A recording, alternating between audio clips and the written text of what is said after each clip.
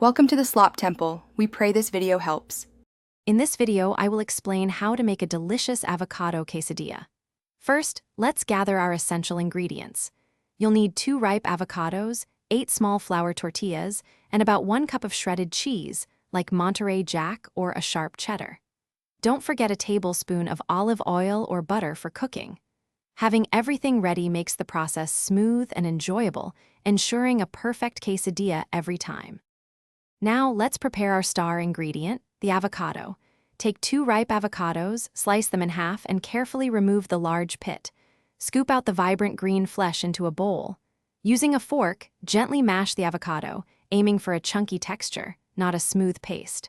A little salt and a squeeze of fresh lime juice will brighten the flavor beautifully. This simple step is key to a flavorful filling. With our avocado ready, it's time to assemble. Heat a large non-stick skillet over medium heat, adding a tiny bit of oil or butter. Place 1 tortilla in the pan. Sprinkle about 1/4 cup of shredded cheese evenly over 1/2 of the tortilla. Then, spread 2 to 3 tablespoons of your seasoned mashed avocado over the cheese. Carefully fold the empty half of the tortilla over the filling, creating a half-moon shape. Finally, let's cook these beauties to perfection. Cook the folded quesadilla for about 2 to 3 minutes on each side until it's beautifully golden brown and the cheese is wonderfully melted and gooey.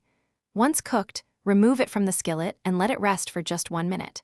Then, slice it into 3 triangles. Serve your warm, crispy avocado quesadilla immediately with a dollop of sour cream or a side of fresh salsa. Enjoy! Thanks for watching. Consider subscribing if we helped you.